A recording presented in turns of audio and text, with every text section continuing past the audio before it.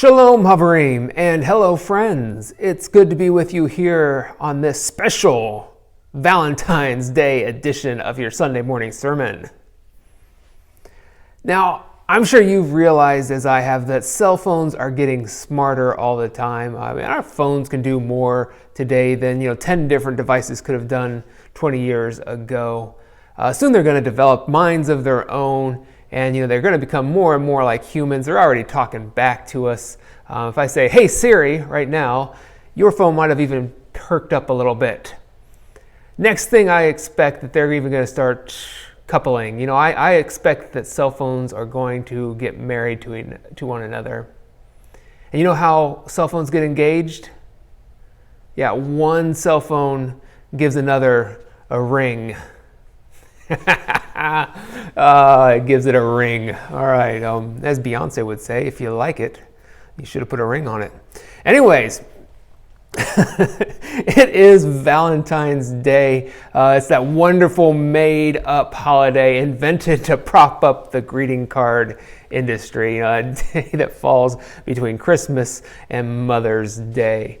But we know that there was a for real Valentine, a man whose name was Valentine. He's recognized as a saint in the Catholic Church. He's got this feast day as well. He's in the book of church martyrs. This is a real dude. I almost said real live dude. Not a real live dude. He died in the year 269. So this is a guy. There's many different stories about him. We don't know a lot about his background. But one of the stories that seems to persist is that this guy, Valentine, was a bishop in Rome in the middle of the 3rd century. And this was a time of where Christians were being persecuted and they were not allowed to marry. And this bishop, Valentine, went ahead and married Christians illegally. So it's kind of this romantic kind of mentality. And he was thrown into jail for breaking the law. And there's these stories that exist where Valentine, the jailer, came to him one day and told him about his daughter who was blind. Valentine prayed for this daughter and she received sight again. It's a wonderful story. And there's even this add-on at the end where Valentine, after he healed this young girl, he sent her a note and he signed it at the end, "Your Valentine." So you see how these Valentine stories kind of exist. But because it's such a romantic story, let's tell the rest of it. He was later beheaded for being a Christian. Isn't that romantic? And you know what? His skull, you can still go to a church in Rome where his skull is kept in like a shadow box, and you can see the skull of Valentine. Some of his items were kept as kind of relics in places like in Ireland. You can go to Ireland to see these artifacts. And indeed, people who are looking for love sometimes will go to Ireland to visit these artifacts on some sort of a pilgrimage. It's an interesting story, and I promise you it will be at least somewhat relevant to our sermon for today. So happy Valentine's Day. This is the last Sunday last Sunday before we come to Lent. Lent begins on Wednesday, on Ash Wednesday. So every year, the last Sunday before Lent is the story of the transfiguration of Jesus. And this year we are drawing from Mark chapter 9. Now the transfiguration is the story where Jesus takes 3 of his disciples and they go up to the top of a mountain. And while they're up there, Jesus' clothes are transformed. They are, it says in the text, brilliant, dazzling white. The NIV says, whiter than any bleach could make them. So there they are. Jesus is now in these dazzling white clothes, and 2 other people show up, and Jesus starts having a conversation with them. These people are Elijah, the prophet, and Moses. So here we have these historical figures, Elijah representing the prophets, Moses representing the law. And the question, of course, is, what are they talking about? I imagine being with the disciples and they're like what do you think they're saying over there? You think they're talking about me? Are they talking about all that I've done? What do you think these guys, these are like your heroes. What are they talking about? I doubt they're talking about the disciples. I wonder, are they trying to give Jesus advice? Maybe. I mean, he's the Son of God, the incarnate God. Maybe he doesn't need a lot of advice. Maybe he needs some affirmation or encouragement. And at first I want to say, wait, does he really need encouragement and affirmation? Well, I think actually that's probably about right. Because if we keep reading on in the text, we know that there's this voice that speaks out from heaven. And this voice says, "This is my Son, whom I love. Listen to him." And these are almost the identical words that Jesus hears when he comes out of the river after he's been baptized. "This is my Son, whom I love." I don't think he's saying that. That voice isn't saying that just for everybody. I think he's saying that for Jesus to hear as well. There's these words of affirmation and love. Here, Jesus, when he was beginning his ministry and being baptized, words of affirmation and encouragement. Now he's at the midway towards the end of his ministry. Before he goes to Jerusalem, he hears it again, affirming and encouraging. "You are my Son. With you I am well pleased. You I love." Now, if we look at the story in context, we realize that Jesus is not the only one that needs this affirmation and encouragement. I didn't say who it was that he took with him on purpose. So who does he take with him to the top of the mountain? He takes brothers James and John, and he takes Peter. Now, this is interesting because this is a position of privilege. Look at what these guys got to do. They are 3 out of 12. 1/4 of the disciples are taken to the top of the mountain. The other 3/4 of them are left at the bottom. These 3 are the only ones that see Jesus transform. These 3 are the only ones that see Moses and see Elijah. These 3 are the only ones that hear that voice again. This is truly a privilege just to be there. Now, turn back one page in your Bible.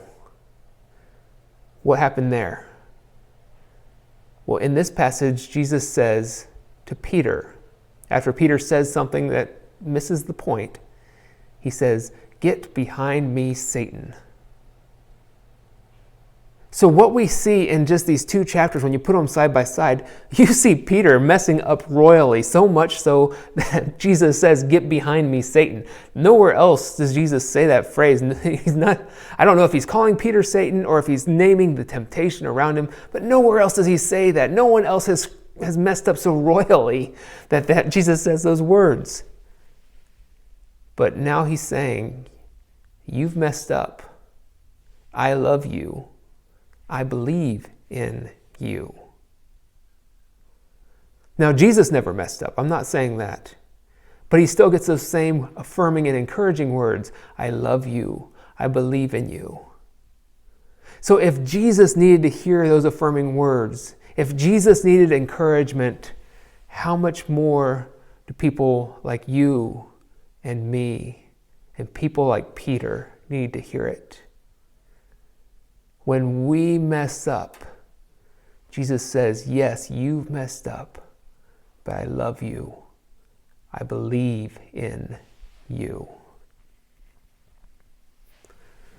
I think it's helpful to hear these words of Jesus, especially during this time. So let me just admit that last week I preached a sermon. I don't take it back or anything like that, but just knowing that's only half of the story. Last week I preached about how while we are waiting, as we end this Corona time, hopefully in the coming months, as we hopefully can begin to move back to normal, how should we spend the last of this time in Corona? We can spend time learning and studying and reading scripture and praying and growing and developing and doing all these things. But I also need to recognize that as I encourage you to do more, I also realize that sometimes we just come to the point where we have to ask, am I doing enough? Not that I think we need to be asking that question. I think we naturally ask that question. Am I doing enough? Because it's so easy to compare ourselves to others. It's so easy to look at what our neighbors have done and how they've developed and how they've grown and changed, and just see that maybe we can do more. And it's so easy to second guess your decisions and to get down on yourself. Parents, we're looking at our children and we're saying, will they ever catch up to where they were supposed to be? Are my children falling behind compared to those other kids? Maybe at your work, you're saying, am I going to get passed over for that promotion again because I haven't been able to do enough in the last year? Within the church, we have to ask, am I doing enough to advance the gospel? Am I doing enough to support others, to help those in need, to spread the good news? It's so easy to ask those questions. Am I doing enough? Well, here's the thing. If we're going to compare ourselves to somebody, let's compare ourselves to Peter. Remember, Peter is the one that received that whole "get behind me, Satan" thing, whatever that was from Jesus. Not a word of affirmation, a word of challenge, a word of critique. Peter had messed up royally. But did Jesus say, "You're worthless, Peter"? Did Jesus say, "You're behind schedule. I had planned on you and the other disciples to be so much further along at this point"? Did Jesus ever say, "Peter, you're just not cutting it. You're not enough"? Now, what does he say? After he says, "Get behind me, Satan," the very next chapter he says, "Hey, come with me to the top of this mountain. There's something I want to show you." He says, "You've messed up, but I love you and I believe in you." There are these words of affirmation and words of encouragement. And I think we all need that right now. Now, in the last few months, I've seen a number of posts online reminding people that they are enough. It simply says, "You are enough." And, I scratched my head a little bit at the grammar there. Like, is that even a complete sentence? What does that mean? You are enough? Like, what are you trying to say? So I spent more time thinking, what does it mean for me to just be enough? And I thought about how today, on Valentine's Day, that many people want to be in a relationship. Many people desire to be with another person, to share their life with someone else. Well, guess what? In this moment, don't feel like you need anything more, because you are enough. This is a reminder for all of those who are just hanging in there, those who come home every day and the laundry is piling up higher and higher, and you keep putting it off and you're saying, maybe I'll get to it tomorrow. The dishes are stacked in the sink, the kitty litter needs to be taken out, whatever it is. Just remember, you are enough. If you can only call your loved ones instead of visiting them in person, or maybe you can only meet online for that Bible study instead of sitting down face to face, or maybe you have given your children corn dogs for breakfast once again because you forgot to get groceries before the snowstorm hit. Well, if any of those situations apply to you, guess what? You are enough. No, I'm not saying that you're perfect. I'm not saying that you don't have room to grow or develop or do better. But we are living in a challenging time. And right now, maybe your best isn't what it used to be. But we need those words of affirmation. We need those words of encouragement that Peter received and that Jesus received as well.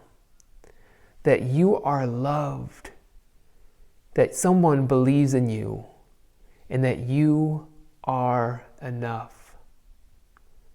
If Jesus needed encouragement and an affirmation and affirming words, if Peter needed those, why should we think anything different about ourselves? So I'm going to remind you one more time. You are loved.